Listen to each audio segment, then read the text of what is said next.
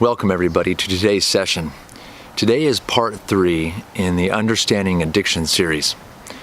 Part 1 answered the question, is addiction a disease, from my perspective. Part 2 discussed the addiction cycle that I got from Craig Knoxon's book, The Addictive Personality. Today's session is going to discuss and talk about how one gets out of the addiction cycle, both short-term and long-term. So in between the desire for relief from these painful emotions and acting out in the addiction, we want to develop some skills and some tools to regulate our emotions more effectively. Now, this is where I personally find that addiction recovery is an individualized program. I'm not going to give you a specific set of skills and tools here in this video because it's really unique to you. What works for one person may not work for another person. I don't know your personality. I don't know your hobbies, your interests, your passions. You have to be able to sit down and ask yourself, what is going to be important to me to take the edge off and to be able to alleviate my pain? Now, it's really important to understand here that I particularly teach that there is no skill or tool that will be able to match the effectiveness of the addiction in the immediate moment perfectly. It is not an apples to apples situation here. The idea is that whatever skills and tools you find for yourself is there to take the edge off. Now again, some treatment programs, some counselors may give you a list. You need to do X, Y, and Z to overcome your addiction. I don't do that because I don't know you. I'll give you an example. I had a client about a year ago that came in for alcohol addiction recovery, and she had been to a previous counselor. And that counselor, at least from this client's perspective, told her, if you practice yoga and you do yoga consistently, you won't want to drink. Well, that's crazy. And this person knew that, this client of mine, she knew that wasn't effective. And even more importantly for this particular client, she hated yoga. She loved to exercise. She loved to go to the gym and work out. But yoga was not her thing. So clearly this therapist, one, I don't think understands addiction recovery if this was what was said, and two, doesn't understand her individual clients. So yeah, yoga may be a great tool for some people. For others, it won't do anything for them. And so there's a lot of skills and tools like that. One may be great for one, but not work for another. And so that's one thing I want you to understand, whether you're overcoming addiction for yourself or you're a loved one watching this, and that is that there's a wide variety of skills and tools to use in recovery. I'll talk about one more briefly, and that is going to 12-step meeting or support groups. Again, for some people, these are lifesavers. These are important groups to go to. But I'm here to tell you that it's not the be-all, end-all. I know plenty of people that are successful in recovery that have never been to a 12-step meeting. Again, if it works for you and it's a tool that works, awesome. Go to them, participate, work the steps.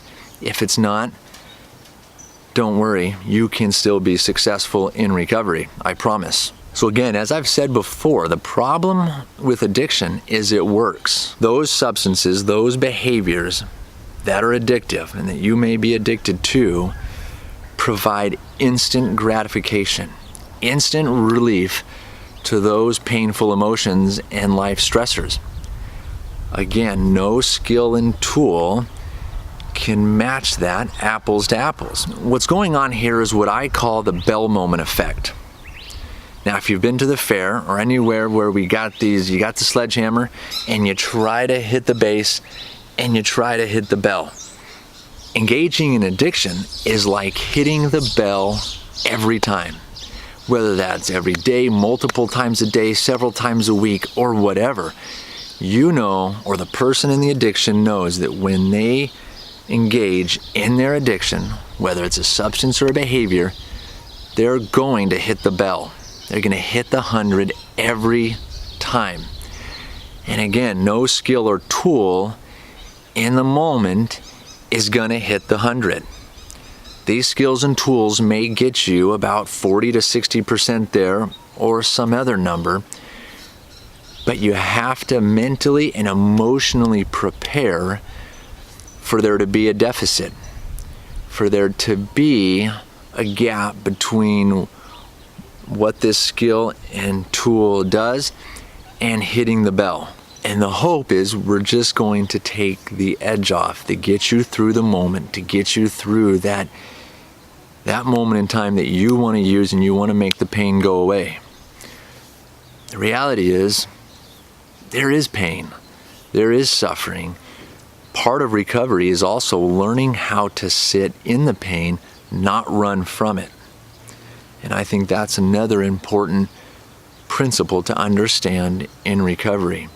We want to just run away from all of our pain, when sometimes we need to learn to acknowledge it and give ourselves permission to feel, and then cope with that pain in a healthy, in a long-term, effective way. As the dopamine levels in your brain start to regulate and even out, and they're not used to getting that hit, that 100 hit, that bell hit from your addiction, those skills and tools will start to be more effective, and you'll start to feel better from participating in those healthy skills and tools. It does take time for your dopamine levels to balance out to normal day living. There are natural bell moments in life, but in my opinion, those bell moments are few and far between. They're kind of life milestones. Graduating high school, being accepted to college, getting a good job, getting a promotion, going on a vacation, any other exciting things that you've been preparing for and looking forward to, but that don't happen every day. For example, a bell moment in mine and my family's life was when we took our kids to Disneyland for the first time. Now, we waited long enough for all of our kids to be at least 42 inches high, so that all of them could ride every ride there, and we wouldn't have to be tag teaming and taking turns. And so when our youngest got to be 42 inches high, we decided, okay, we're going to go to Disneyland. We had 3 days, park hopper passes, and it was a bell moment every day, multiple times. It was exciting to see their faces, their excitement, our excitement. But that was something that we planned for and we look forward to for a long time. Now, if we lived next door to Disneyland, if we had year passes and we went every day, it probably would lose its luster. It probably wouldn't hit the bell every time. Now, for some of you Disneyland lovers, it may. But I think for us, it wouldn't, and for most people. But that's the idea of bell moments. That's the idea that we can't expect to hit the bell every day of our life. And so when we, again, mentally and emotionally can understand that and accept that, we're going to do better in recovery. And it takes consistency to practice these skills and tools, and it takes experimenting with a lot of different skills and tools to know what works for you.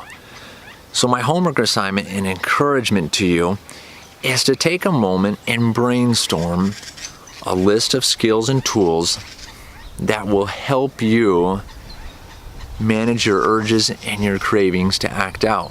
Now I'll give you some categories. What I like people to do is have categories that involve physical health, that involve mental health, learning something, reading something, that involve hobbies and enjoyment, leisure activity, and activities or skills and tools that develop your spiritual growth.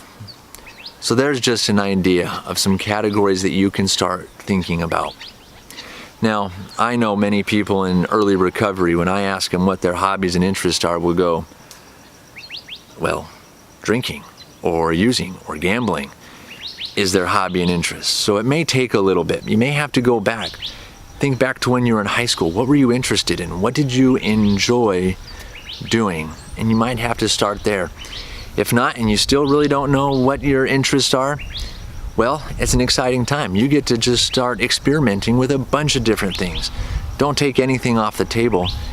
Just start practicing and getting involved in new things. Now, these skills and tools are about the short-term recovery. It's about getting through the moment. What is long-term recovery all about? Long-term recovery is about healing the trauma. It is about overcoming the negative core beliefs that we talked about in the last video. Those beliefs of, I'm not good enough, or if people really knew me, they wouldn't love me or like me.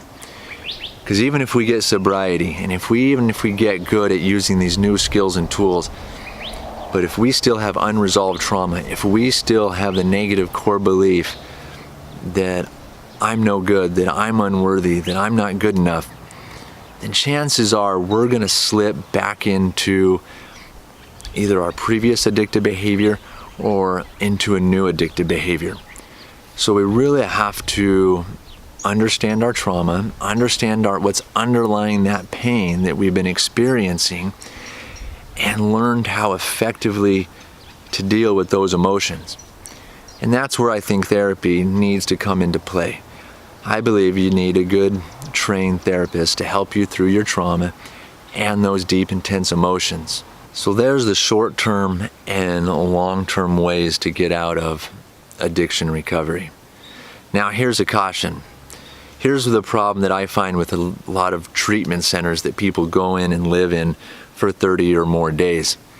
I think a lot of times people get into treatment and they start diving into that trauma work right away. They start doing family work. They start exploring this pain and this hurt right away when their brain's not even clear of the substance or getting through the withdrawals. I encourage getting a good month of sobriety before you dive into the emotional hurt and pain. If I could open my own treatment center, I don't think the first month would have hardly any therapy at all. It would be working with a personal trainer, a nutritionist, learning these basic skills and tools to deal with daily emotions, and getting the self strong again physically and mentally and spiritually.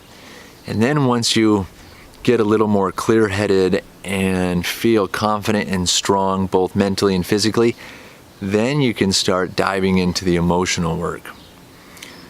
Now there may be exceptions to that, but that's my suggestion. Get yourself physically and mentally strong before you dive into any deep emotional work. If not, it may trigger you right back into your addiction if you're not strong enough to deal with it.